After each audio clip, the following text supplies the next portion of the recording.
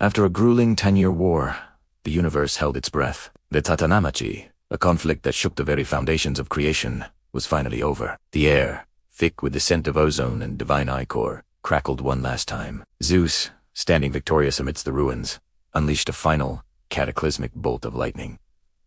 This was not just a strike, it was a verdict. Cronus and the Titans who stood by his side, once the undisputed rulers of the cosmos, fell. They were bound in unbreakable chains of adamantine, forged in the heart of the earth, and cast down into the deepest, darkest abyss of Tartarus. There, in that eternal prison, they would be guarded for all time by the 100-handed their former jailers now, their eternal wardens. With the old gods imprisoned, a new order could rise. The Cyclopes, freed from their own chains by Zeus, were overcome with gratitude. To repay their liberators, these master craftsmen set to work, harnessing the primordial elements to forge 3 weapons of unimaginable power. For Zeus, they crafted the thunderbolt, a weapon that held the fury of the storm in his hand. For Poseidon, they forged the trident, a tool that could command the oceans and shake the earth. And for Hades, they created the helm of invisibility, a cap that allowed its wearer to walk unseen among both mortals and gods.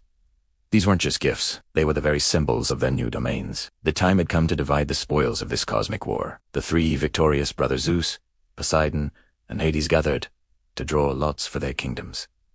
The fate of the universe would be decided by chance. Zeus drew the longest lot, claiming the vast, open skies and the heavens above as his dominion. Poseidon drew the second, and with it, he became the ruler of all the seas, rivers, and oceans. His power as deep and unpredictable as the waters themselves. Hades drew the shortest lot, and his realm became the underworld, the shadowy, unseen kingdom of the dead. As for the earth and the towering peak of Mount Olympus, they were declared common ground, a place where all gods could tread.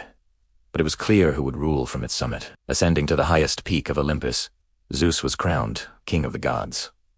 His throne, forged of polished gold and ivory, became the center of the new celestial court. Around him, the other major deities took their places, forming the council of the 12 Olympians. There was his sister and queen, Hera, the sea lord, Poseidon, the wise goddess of the harvest, Demeter, and the hearthkeeper, Hestia. They were joined by the next generation, Zeus's own children, Ares, the god of war, Apollo, the master of music and prophecy, Artemis, the huntress of the wilds, Athena, the goddess of wisdom, Hephaestus, the divine blacksmith, Hermes, the swift messenger, and Aphrodite, the embodiment of love and beauty. This was the dawn of a new era, the Olympian age. To solidify his rule, Zeus took the wise Titaness Metis as his first wife, but a chilling prophecy from Gaia and Uranus reached his ears. The son born of Metis would one day grow to overthrow him, just as Zeus had overthrown Cronus. Haunted by the echoes of his own past, Zeus resorted to a drastic measure. He tricked Metis, and when she transformed into a fly, he swallowed her whole, absorbing her wisdom into himself. He believed he had averted the prophecy, but destiny is not so easily cheated. Months later, a splitting headache overcame Zeus. Hephaestus was summoned, and with a mighty swing of his axe, he split open the king's skull. From the wound, bursting forth in full armor with a triumphant battle cry, sprung Athena, the goddess of wisdom and warfare, born directly from the mind of her father. While the gods established their reign on high, a new chapter began for humanity on Earth. This was the Silver Age. Unlike the Golden Age under Cronus, humans were no longer immortal or living in blissful ease. They now had to toil, to cultivate the land for sustenance, and to build altars and offer sacrifices to appease the powerful, often fickle gods who now ruled over them. Life became a struggle, a delicate balance of hard work and anxious worship. One Titan, however, refused to see humanity suffer under this new regime. Prometheus, whose name means forethought, looked upon the shivering mortals with pity. Defying the express command of Zeus, he journeyed to Olympus, stole a glowing ember from the sacred hearth of the gods, and brought the gift of fire down to earth. With fire, humanity could cook its food, forge tools, and ward off the darkness and the cold. It was the spark of civilization itself. But Zeus's fury at this act of defiance was boundless. As punishment, Prometheus was chained to a desolate peak in the Caucasus Mountains. Every single day, a great eagle would descend from the sky to feast upon his liver, which would regenerate overnight, ensuring his torment was eternal. But punishing Prometheus was not enough for the enraged king of the gods. He decided that humanity, the beneficiary of the stolen fire, must also pay a price. He commanded Hephaestus to sculpt a woman from clay, a being of irresistible beauty. Each of the gods bestowed a gift upon her. Athena gave her skill in weaving. Aphrodite poured grace and desire into her, and Hermes gifted her a cunning, deceitful mind. They named her Pandora, meaning all-gifted. She was sent to Earth as a bride for Prometheus's brother, carrying a sealed jar, a supposed wedding gift from Zeus.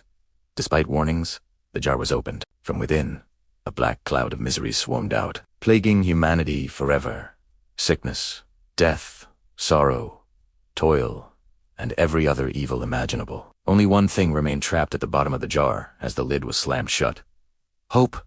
So now, picture the scene. Zeus sits triumphant upon his golden throne atop Mount Olympus, the thunderbolt resting by his side. The cosmos is his.